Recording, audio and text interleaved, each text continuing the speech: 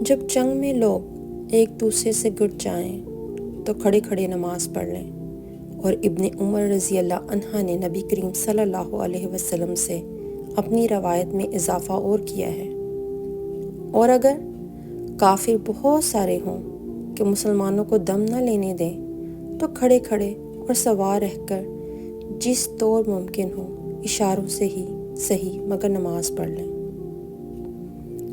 جب نبی کریم صلی اللہ علیہ وسلم غزوہ خندق سے فارغ ہوئے، ابو سفیان لوٹے تو ہم میں سے آپ نے فرمایا، کوئی شخص بنو قریظہ کے محلہ میں پہنچنے سے پہلے نماز عصر نہ پڑھے۔ لیکن جب عصر کا وقت آیا تو بعض صحابہ رضی اللہ عنہ نے راستہ ہی میں نماز پڑھ لی، اور بعض صحابہ رضی اللہ عنہ نے کہا کہ ہم بنو قریظہ کے محلہ میں پہنچنے پر نماز عصر پڑھیں گے، اور کچھ حضرات کا خیال یہ ہوا کہ ہمیں نماز پڑھ لینی چاہیے، کیونکہ حضرت صلی اللہ علیہ وسلم کا مقصد یہ نہیں تھا کہ نماز قضا کر لیں۔ پھر جب آپ سے اس کا ذکر کیا گیا تو آپ صلی اللہ علیہ وسلم نے کسی پر بھی ملامت نہیں فرمائی۔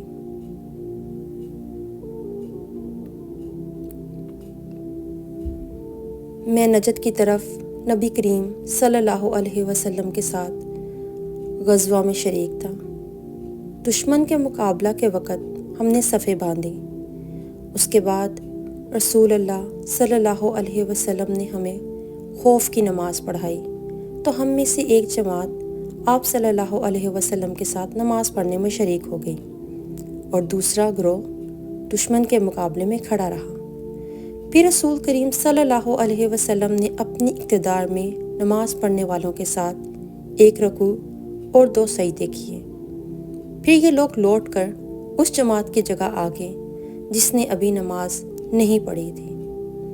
اب دوسری جماعت آئی، ان کے ساتھ بھی آپ نے 1 رکوع اور 2 سجدے کیے۔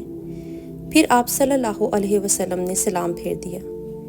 اس گروہ میں سے ہر شخص کھڑا ہوا اور اس نے اکیلے 1 رکوع کیا اور 2 سجدے ادا کیے۔ حضرت عمر رضی اللہ عنہ غزوہ خندق کے دن کفار کو برا بھلا کہتے ہوئے آئے اور عرض کرنے لگے کہ یا رسول اللہ صلی اللہ علیہ وسلم، سورج ڈوبنے ہی کو ہے اور میں نے تو اب تک عصر کی نماز نہیں پڑھی۔ اس پر حضور صلی اللہ علیہ وسلم نے فرمایا کہ باخدا میں نے بھی ابھی تک نہیں پڑھی۔ انہوں نے بیان کیا کہ پھر آپ بدخان کی طرف گئے جو مدینہ میں ایک میدان تھا، اور وضو کر کے آپ نے وہاں سورج غروب ہونے کے بعد عصر کی نماز پڑھی، پھر اس کے بعد نماز مغرب پڑھی۔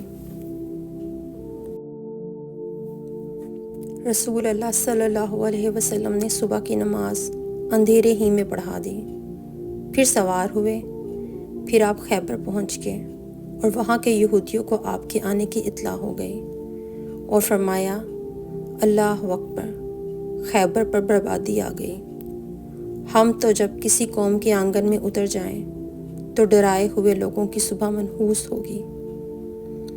اس وقت خیبر کے یہودی گلیوں میں یہ کہتے ہوئے بھاگ رہے تھے کہ محمد صلی اللہ علیہ وسلم لشکر سمیت آ گئے۔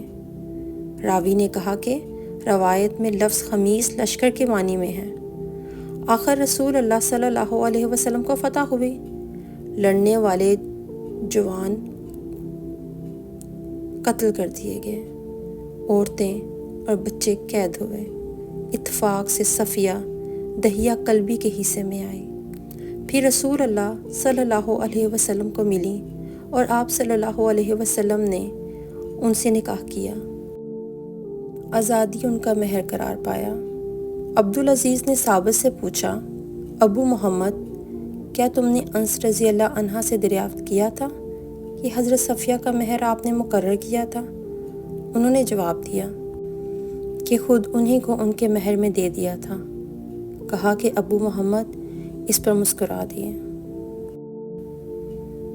نبی کریم صلی اللہ علیہ وسلم کھڑے ہوئے اور دوسرے لوگ بھی آپ صلی اللہ علیہ وسلم کی اقتدار میں کھڑے ہوئے۔ حضور صلی اللہ علیہ وسلم نے تکبیر کہی تو لوگوں نے بھی تکبیر کہی، آپ صلی اللہ علیہ وسلم نے رکوع کیا تو لوگوں نے آپ کے ساتھ رکوع اور سجدہ کر لیا تھا۔ وہ کھڑے کھڑے اپنے بھائیوں کی نگرانی کرتے رہے اور دوسرا گروہ آیا جو اب تک حفاظت کے لیے دشمن کے مقابلہ میں کھڑا رہا۔ بعد میں اس نے بھی رکوع کیا اور سجدے کیے۔ سب لوگ نماز میں تھے، لیکن لوگ ایک دوسرے کی حفاظت کر رہے تھے۔